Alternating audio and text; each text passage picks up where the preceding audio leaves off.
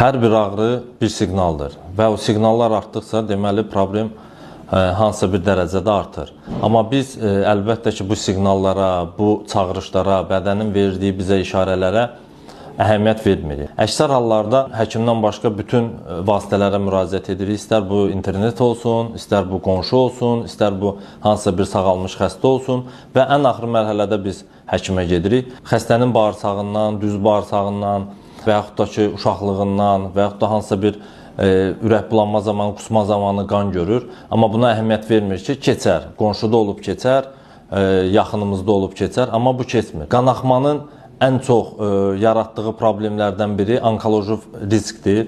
Deyəlim ki, sənin mədəndə bir polip var və o xırdadır.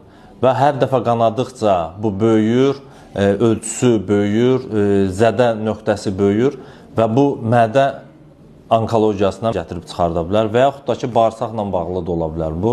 Bu nədir?